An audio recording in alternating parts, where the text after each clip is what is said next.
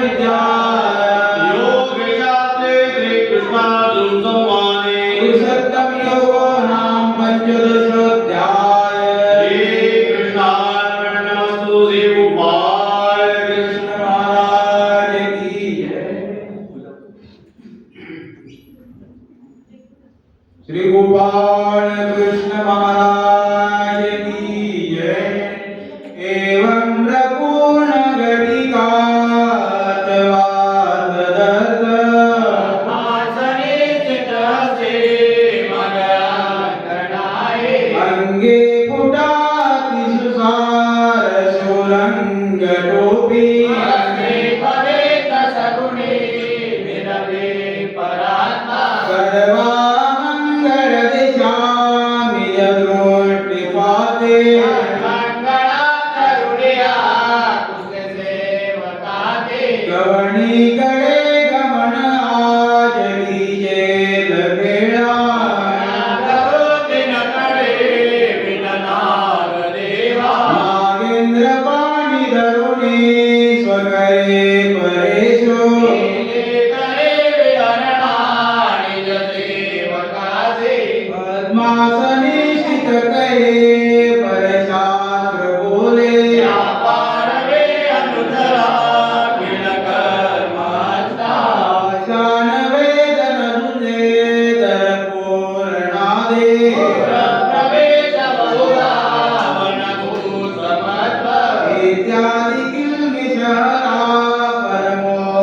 परमोक्षकारा करे तदिति प्रभुदेव बन्धु उष्णोदके करविस दुनियादिनाथे मूल सत्य दुनियान लीजे स्वभक्ता रंगोदके प्रभु करे गुणलाकदन्ते सुरंगित सुगंध मुखार विंदे जे करी स्वनगरा प्रतिदेवराओ सेवक जने परिवार डालू स्वधाम वरराज माटे प्रवेशे पद्मासने विराजते करुणाब्धिवेशे नागाम्बिका विमळवो स्वजळे पवित्रे साडिते चरणरूप सुलक्षणारे पादतीर्थ परमामृत सेविजे भक्ति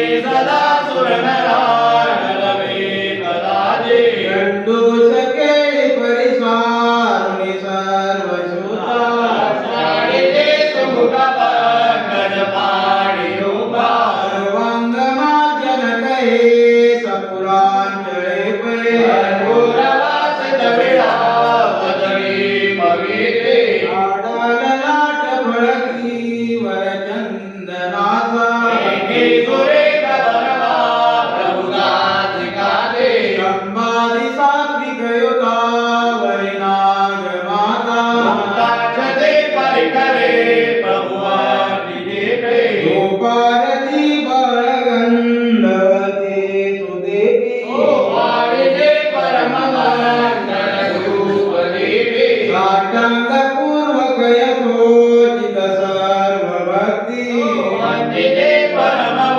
परमभगतिदानि सर्वा नागांबिका कृत सुपाक नवाति चित्रा योगिते उदरा चंद्राज लीला उद्धोदके मगतिजे गुणला परेशे मूलभक्त कमले विरवे प्रभुदा नागेंद्र किंकर सुपाणि धरे स्वस्ते खेळे करे जगपदे परमांगळीयो नागांबिका विलसितो शयनासनीजो गौडे स्वात्मरमणे प्रभुदेव राजा नागांबिकाधिक सुभक्त जने समस्ते प्रसाद पूरण विधे मृतवर्य रूपे पूत प्रपूत सुरसाळ रसा समस्ता नित्यानित्य फलदायक शुद्धवाले निर्जरा परम दुर्लभवान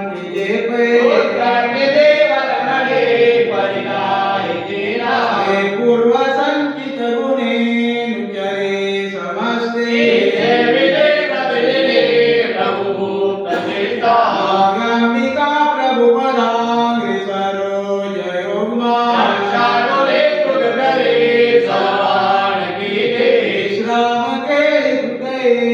परात्म माया वेदातिरूढ परमात्म सुखा विरामा निद्रा विसर्जुनी मळा परिहरो निसौच्या देशकार करुणे प्रभु निर्मलात्मा जे करी परमहंस मठा पवित्रा मासने चिदंबरा वरशास्त्र भक्ता नागार्जुनादि मुनिराज सुभक्त सर्वे सर्वेक विवेक गता स्वकीया सर्वेश्वराखिल विदा प्रतिसागतापे दुर्गाभिगण्डन कदा विगतं विकारो वरदापि अन्य कथने श्रवणे समस्ता इच्छा गुणे प्रभुकते स्वगता महात्मे नागार्जुना प्रतितहे कथुने त्रिशुद्धे आगे परावर विवेक शून्ये जयाते ज्ञानंतरे प्रभु कृपा करिसे वदाते आरूपराटन विधे प्रतिपाठ विपे वैसे केवल सुधा प्रभु दृष्ट पूत आपूर्णमंगल विधान वियोगी देवे जीव जीवन सुखो जित सर्व भक्ति वज्रमूर्ति गुणधाम सुगोर कांति मेघा प्रसन्न वदने मद दृष्ट होता अध्यक्षते च पुरते जीविते अवस्था जीव ध्यान काल सुधार संपूर्ण श्री चक्रधरार्पणमस्तु श्री दत्तात्रेय महाराज की जय श्री दत्त नामये बंधु आदरे पंच सोडवे राम साजरे काम वासना थोडी कल्पना हे दयानिधे से कृपानना सिंह शिखरे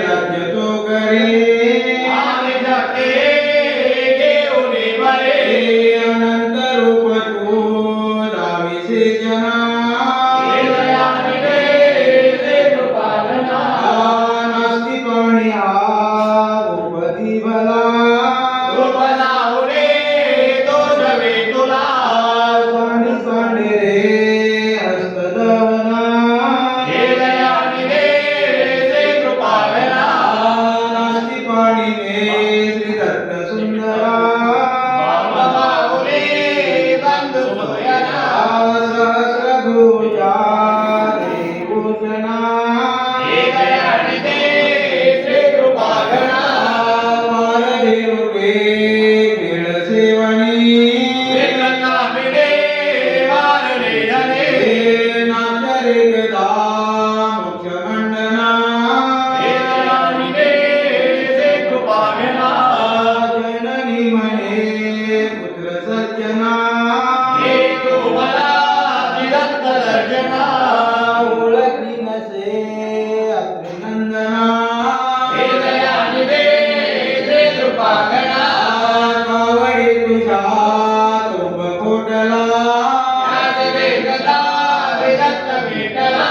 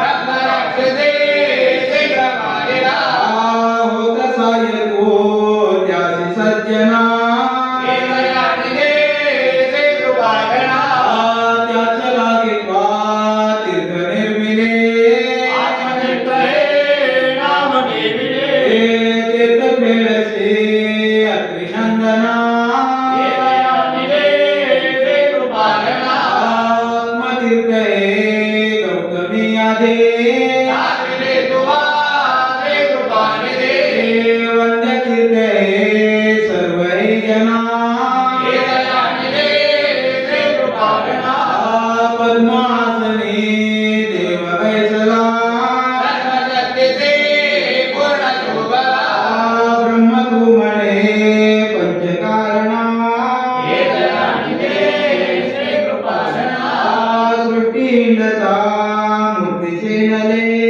सर्ववाणी काय बोलले हे शरण जाय तू अत्रिनंदना केवळाने से कृपागणा शीघ्रताकडे धावतो कसा ओम सागरे गंगेचा जसा दृष्टी देखिले अत्रिनंदना केवळाने से कृपागणा काय बंधुने बैसला कसा आयले तले ते कृपाणसा श्याम करणे ते सज्जना केवळाने से कृपागणा मेघ बोलला देवी अंबरे आमचे मने बोल पैकरे पाऊले पुढे सुत वचना केवळाने से कृपागणा पांडसावणे अग्नी लागला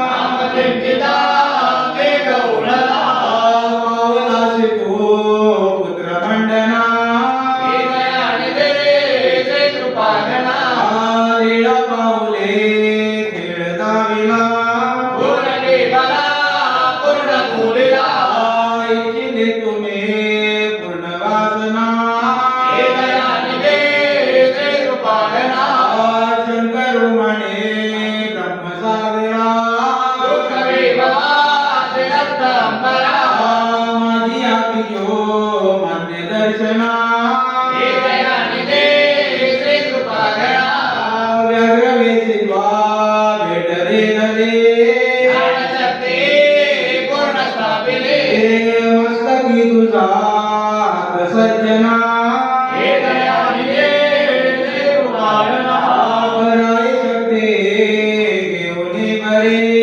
अनन्य उपतो देव उद्धरे दान देगा जय भावना केवळाने से कृपागणा दिव्यासने देव बैसला रघुनाथिका शिक्षराजला मिरवाळ्या जाती भोजना केवळाने से कृपागणा संत पंकजे शीघ्र ठेविले रंगचिंतने चित्तरंगले लिंब केशवा सांडी नामना केवळाने से कृपागणा हे दयामी दे श्री कृपागणा श्रीलता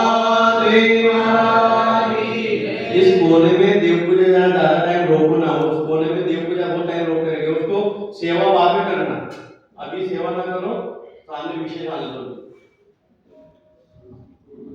संसार संगे बोसे नलोमी उपकार करे यतराज स्वामी नारद माझे सासाटळेना वर्णाद्यता मजकंठ वेला नाना विकारी स्थिरता नैरे याते निधंगे प्रभते बले रे अपूर्व कार्ये मने विटेना वर्णाद्यता मजकंठ वेला माया प्रपंची बहुगुंतलो रे याते मदिवान रोरे देहाभिमाने अतिरागिना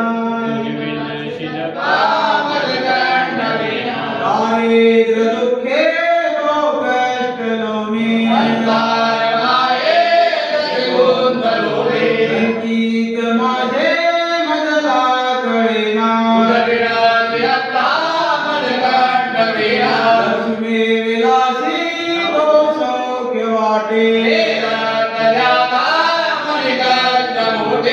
प्रपंच वार्ता वदता विटेना अहोरात्र दंड करिता पुरेना हे दुःख माझे कधी टळेना तीर्थास जाता दुःख वाटे वैत माझे मला कळेना मी कोण कोठून आलो कसाहो ऐसे कळोनी मने विटेना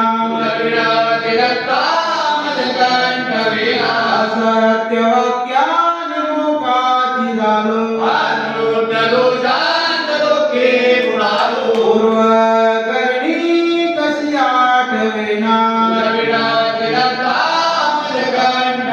आनंद मूर्ती भज दत्त सिंधू अभ्यंतरी प्रेम मानित सेना विश्रांत देही अनुमात्र नाये अशांतुली दूर करी पळेना विषये जनानी मज आळवेले वैत माझे होता दिसेना अनाथ नाथा प्रभु दूत दाता दास मुनी दूत वेसरेना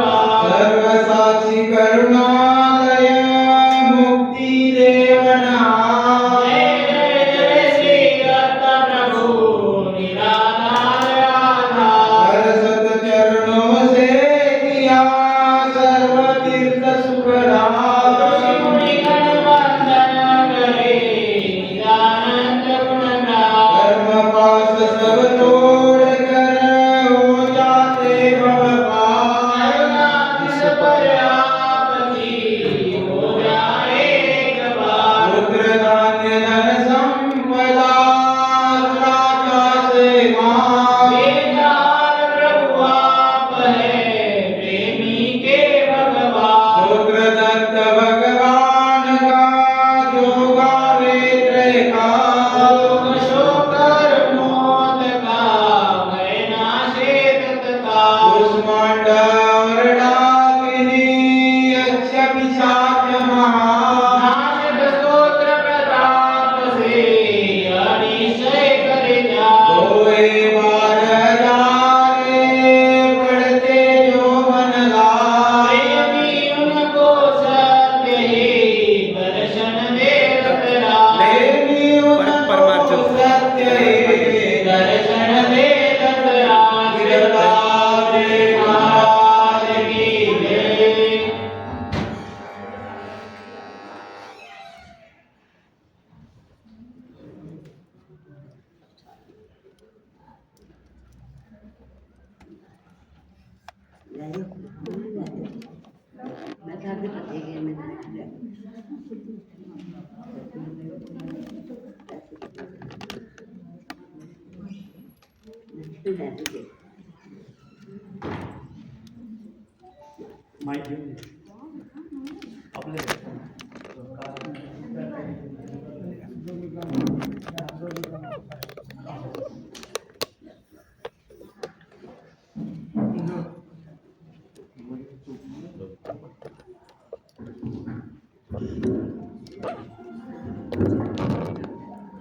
श्री गोपाल कृष्ण महाराज की जय।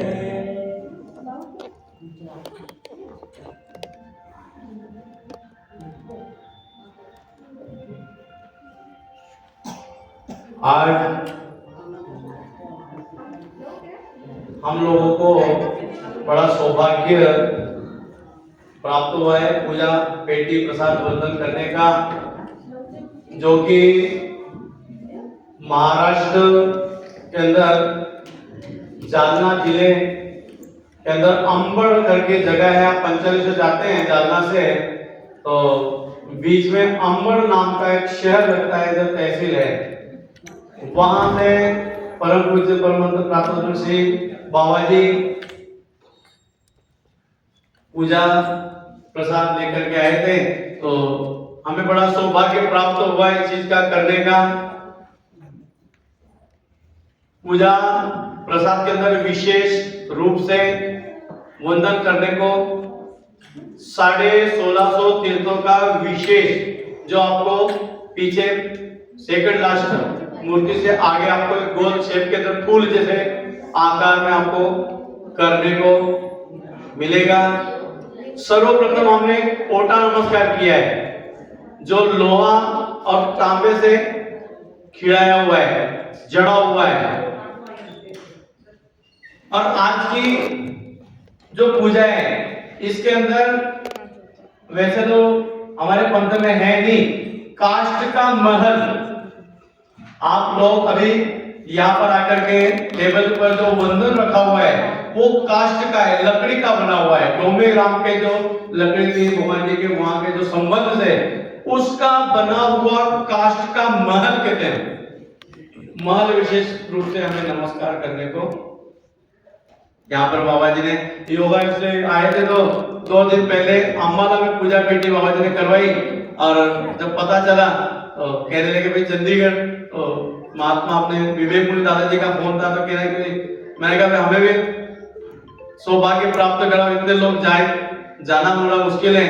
तो बाबा जी ने बड़े सरल और स्वभाव से हमारे लिए वो पूजा प्रसाद वंदन, कुछ प्रसाद इसके अंदर बड़े सुंदर है, आप लोगों को वस्त्र प्रसाद या कर्दम प्रसाद की जैसे जानकारी हमें नहीं होती, लेकिन हमें इसमें हम कहते हैं भरनी का प्रसाद, मतलब पूरा पुट्टा पूरा प्रसाद भरा वो पता चलता है। तो आज ये जो हमें पूजा पेटी नमस्कार करने को मिली, तो आज हमें भगवान जी का धन्यवाद करते हुए, बाबा जी का धन्यवाद करते हुए, हम लोगों ने भगवान की लीलाओं को स्मरण करते हुए, याद करते हुए, प्रसाद की लीलाओं को याद करते करते हमने ये पूजा पेटी प्रसाद वंदन करना है। आपके सामने तो विशेष आगे आए, गोल जैसे गोल, हम उसे कलशी कहते हैं, जो लोहे की बांधनी नमस्कारी।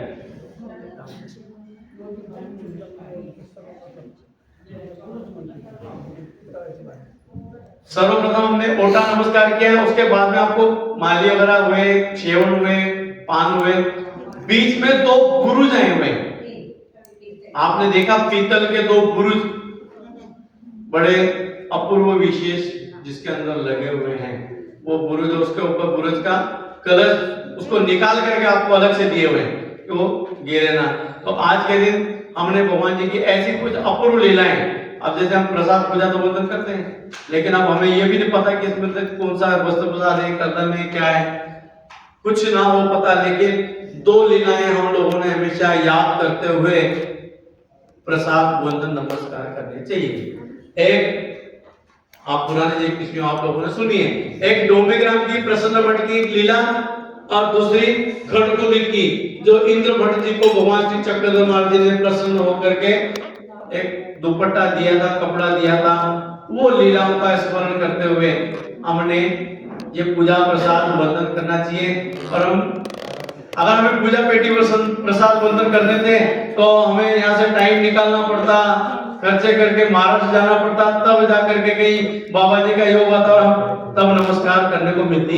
लेकिन आज अगर हमें महाराज ने ये सेवा दी है, नमस्कार करने का योग लाया है, तो हमने इसका दावन ना कहते हैं, अवेयर करना कहते हैं, वो ना करते हुए हमने बड़े प्रेम पूर्वक इनको नमस्कार करना है और भगवान की लीलाओं का स्मरण चिंतन करते हुए हमने करना है। भगवान श्री चक्रधर महाराज जी खड़कुली में बैठे हुए हैं, भगवान जी के पास में इंद्रवट नाम के एक भक्त हैं, बीमार हैं, कुछ तकलीफ है, तो भगवान जी के पास में है, बदन में तेल लगाया हुआ है और बैठे हुए हैं धूप में, धूप सेक रहे हैं। तो ऐसे टाइम पे भगवान श्री चक्रधर महाराज जी उनको देखते हैं प्रसन्न दृष्टि से, ध्यान उनके तरफ भगवान जी का है। तो बाईसा माता कहते हैं, महाराज क्या देख रहे हो, इंद्रवट को देख रहे हो, तो इंद्रवट को बुला दे। महाराज बोलते ठीक है बुलाओ, और इंद्रवट को भगवान जी ने प्रसन्नता से उनको नजदीक बुलाया और भगवान जी के पास में एक सुंदर सा वस्त्र था, तो भगवान जी ने वो वस्त्र हाथ में लिया और अपने अष्ट अंगों को संबंध दान दिया। और भगवान जी कहते हैं, हे देख ले जैसे 8वीं, जैसे आपने हमें ये करते हुए देखा वैसे आपने याद करना है। तो अब ये प्रसाद वंदन कर रहे हैं, तो हमारा मन को स्थिर करके भगवान जी का ध्यान लगाते हुए हमने भी याद करना है कि भगवान श्री चक्रधर महाराज जी खड़कुली में बैठे हुए इंद्रवट को बुलाया और अपने अष्ट अंगों का संबंध दे करके भगवान जी ने बता दी इसके अंदर भी वस्त्र, वो लीलाओं को याद करते हैं। और महाराज ने वो वस्त्र और कुछ विधि बताया है कि कैसे वंदन करना है। अब जैसे हम प्रसाद वंदन करते हैं तो हम लोगों को पता होना चाहिए कि कैसे नमस्कार करना चाहिए, क्या याद करना चाहिए। जो ये लीला आपको बताई उसका स्मरण करते हुए हमें भगवान जी को प्रसादों को वंदन करना है। और क्या करना है, अल्पकाशी हल्का सा पत्ता, जैसे लगे ना लगे, रगड़ना नहीं है, मस्तक गीला नहीं होना चाहिए, अपने बाल प्रसाद को लगने नहीं चाहिए, नहीं तो फिर एक बहुत बड़ा दोष है, अविधि है। उस अविधि से बचते हुए बड़ा प्यार पूर्वक प्रेम पूर्वक उस प्रसाद को हमने वंदन करना है, नमस्कार करना है, अति यत्न के साथ में उसका संरक्षण करना है। फिर भगवान जी कहते हैं कि क्या करना है, बाद में नमस्कार करने के बाद पुष्प एक में फिर हमने भगवान जी को पुष्प हार। और विशेषता एक बात ध्यान रखना, हमारे देश ऋषियों को पता, आज भी कई विधियों के विषय में पता नहीं है, हम लोग प्रसादों के ऊपर गीले फूल चढ़ा देते हैं। इन चीजों का प्रसाद के ऊपर कभी गंध नहीं लगाना, प्रसाद के ऊपर गीला फूल नहीं चढ़ाना, प्रसाद के ऊपर तिलक नहीं लगाना, प्रसाद के ऊपर अत्तर नहीं लगाना। कई लोग हम क्या करते हैं, अत्तर उठाते हैं, तेल उठाते हैं और प्रसाद के ऊपर लगा देते हैं, वो बहुत बड़ा दोष। इस विधियों के विषय में हम लोगों ने जानकारी रखनी चाहिए और करना चाहिए। हमारे पूर्वजों ने बड़े यत्न के साथ में इस वस्तुओं को, इन प्रसादों को, इन पूजा को संभाल करके संरक्षण करके रखा हुआ है। फिर दूसरी लीला हमारे भगवान श्री चक्रधर महाराज जी की हमने याद करनी है, डोमेग्राम की, क्योंकि हमने पिछले नवरात्रों के अंदर प्रसाद सेवा पढ़ी है, लेकिन उस टाइम इतने लोग थे नहीं। जिन्होंने सुनी उन्हें पता है प्रसाद सेवा कैसे करनी है, क्या करनी है। तो अगर नहीं तो दूसरी एक लीला भगवान श्री चक्रधर महाराज जी की डोमेग्राम की, वो हमने प्रसाद वंदन करते वक्त विशेषतः याद करना चाहिए। भगवान श्री चक्रधर महाराज जी का अवस्था डोमेग्राम में है और भगवान श्री चक्रधर महाराज जी को बाईसा माता प्रसन्न मठ के सामने स्नान करवा रही है।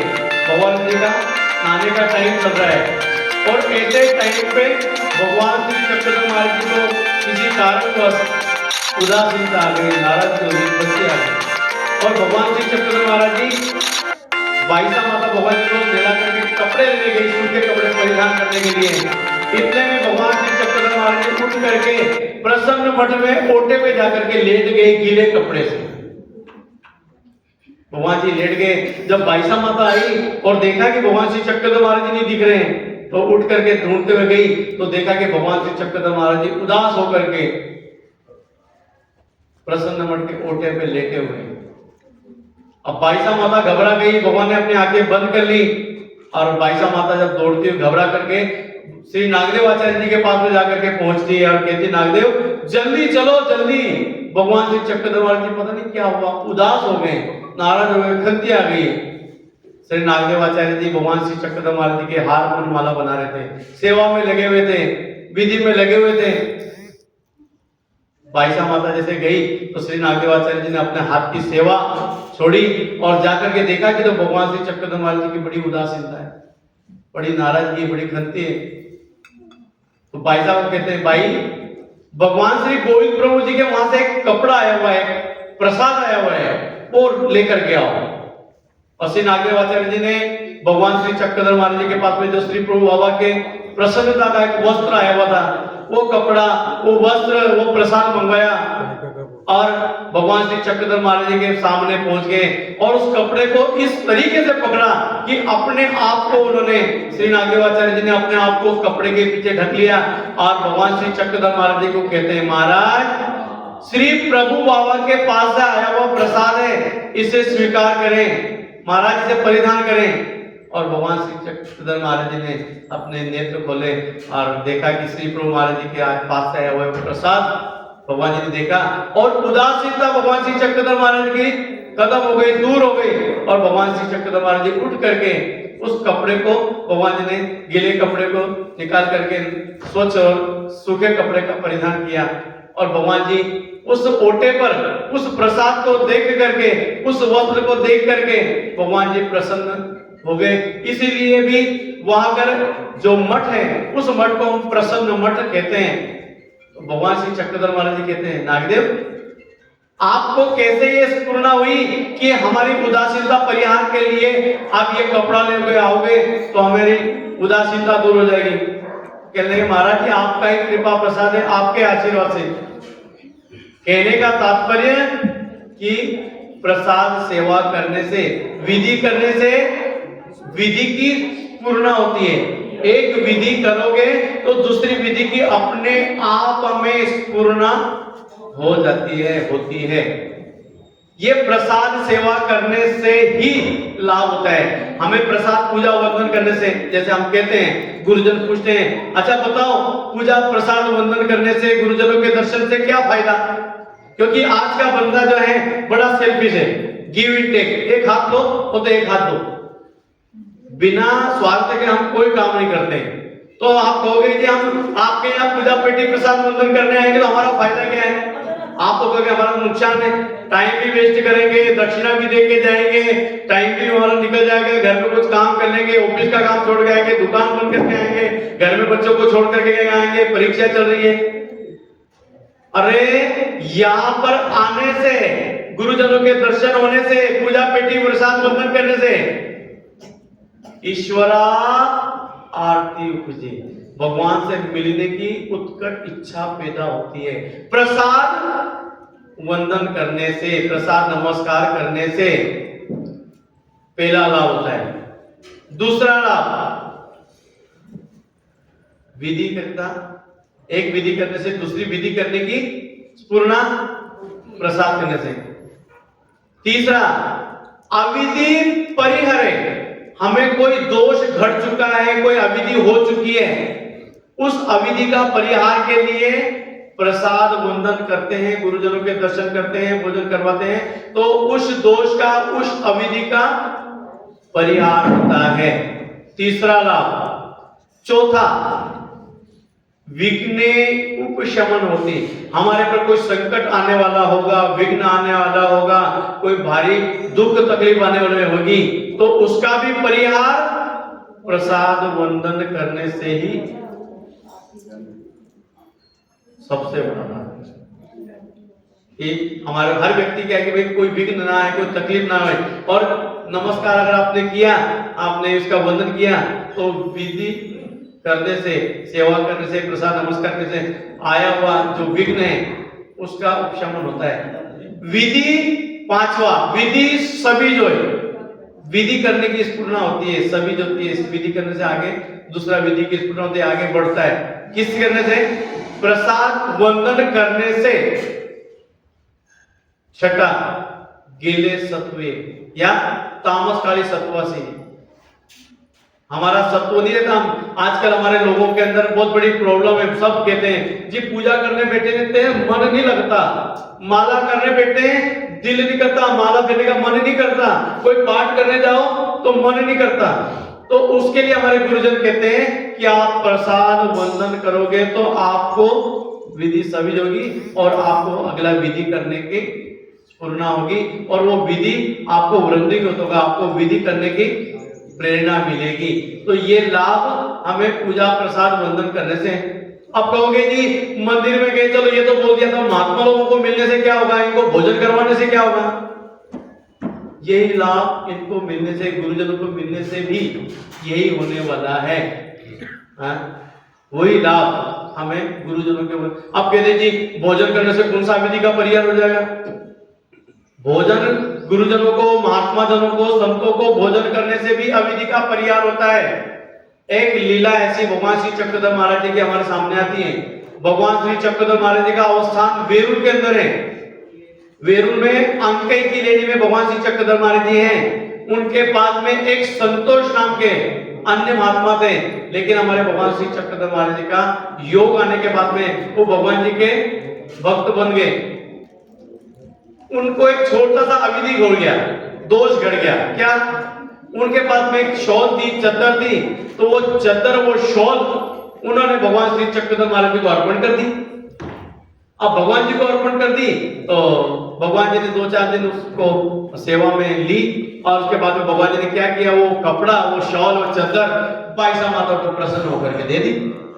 अब ये चीज संतोष को जरा अच्छी ना लगी कि मेरी वस्तु थी तो भगवान मुझे देते, मेरी चीज भगवान जी ने आगे क्यों दे दी, और भाईसा माता को क्यों दे दी, ठंडी का टाइम है मुझे ही दे देते। वो भक्तों के सामने भी कहते हैं कि भाई महाराज ने मेरी चीज मुझे देनी चाहिए थी, महाराज ने भाई साहब को कैसे दे दी। अब भगवान जी को बोल नहीं पाए तो भगवान जी के सामने खड़े होकर कहते हैं महाराज इस बार ठंड बहुत ज्यादा है, सर्दी काफी है। तो महाराज कहते हैं हाँ सर्दी है तो अपने कपड़े को जरा ज्वाइन लगा लो, सिगल लगा लो या उसको ज्वाइन कर लो। बोले नहीं महाराज को ज्यादा ठंड है इस बार। आखिरकार उन्होंने बोल ही दिया कि महाराज मेरी जो चीज थी, मेरी जो शॉल थी वो आप मुझे वापस दे दो। महाराज कहते हैं ठीक है भाई, वो कपड़ा लेकर के आओ। वो शॉल आई और भगवान जी ने वो शाल उनको संतोष को दे दी। संतोष को दे दी तो जरा उनको अच्छा लगा कि चलो, लेकिन दी हुई चीज को वापस मांग लेना या ले लेना, इसको कहते हैं दत्त ग्रहण का दोष ये बहुत बड़ा दोष है कि दी हुई चीज को वापस, जैसे हम गुरुजनों को कहते हैं जी आप ये शॉल ले लो या कपड़ा ले लो या, फिर वापस मांग लेते हैं देने के बाद, नहीं जी मैंने लगना बच्चे जरा मान ले, लेकिन वो अभी हो गया, वो दोष हो गया। भगवान श्री चक्रधर महाराज जी वेरुल की गुफाओं में घूमते गए तो एक जगह उनको कहते हैं भगवान जी संतोष को कि संतोष आप इस गुफा के बाहर बैठो, एक चद्दर फैलाओ और यहाँ पर भिक्षा मांगो। अब भिक्षा कैसे मांगनी है? अब झोली लेकर के जाओगे तो भिक्षा में दे ही बोलना पड़ेगा, लेकिन यहाँ चद्दर फैलाई हुई क्या मांगना है? ये रो पेरा ऐसे शब्द जो भी भगवान जी ने बोले, तो उन्होंने सारा दिन वहां पे भिक्षा मांगी और शाम को भगवान जी के पास में लेकर के आए। किसी ने दाल डाली है, किसी ने चावल है, किसी ने नाना प्रकार के उसके अंदर उड़द है, चावल है, हरड़ की दाल है। जब भगवान जी के पास में पहुंचे और चद्दर लेकर के वो पोटली बांध करके, तो भगवान जी कहते भाई इसमें से पदार्थ चुनो, दाल गेहूं चावल अलग करो और हमारे लिए उपहार बनाओ। इनकी पंगत करनी है संतोष की। संतोष की पंगत की गई। दूसरे दिन सुबह सब महात्मा लोग बैठे गए, भगवान जी को बिठाया गया, तिलक लगा गया, सारा विधि किया गया और उन्होंने दंडो डाली। महाराज कहते हैं संतोष अपनी पंक्ति की दंडो डालो। दंडो डाली गई, 2 दंडो डाली, 5 डली और खड़े हो गए। तो भगवान श्री चक्रधर महाराज जी कहते हैं संतोष अभी और आपने एक दंडो डालनी है। बोले महाराज मेरी तो दंडो हो गई पूरी। बोले नहीं, अभी आपने बोलना है, उक्त करना है, मुंह से उच्चारण करना है कि मुझे जो घड़ा हुआ अविधि, मुझे जो दोष घड़ा उसकी मुझे क्षमा करना। बोले महाराज कौन सा दोष? बोले दिया हुआ पदार्थ वापिस मांग लेना, ले लेना उस दोष की। महाराज ने वो पंक्ति करवा करके, उनका उपहार करवा करके, संतों को भोजन करवा करके उनका अविधि का परिहार करवाया। तो गुरुजनों को भोजन करने से, प्रसाद वंदन करने से हमारे घड़े हुए अविधि का परिहार होता है। ये हमने हमारे गुरुजनों ने, हमारे पूर्वजों ने, हमारे लीलाचंद के श्रुति वृद्धाचार के जिसके प्रमाण आते हैं, तो हम लोगों ने प्रसाद पूजा वंदन करने से क्या लाभ है।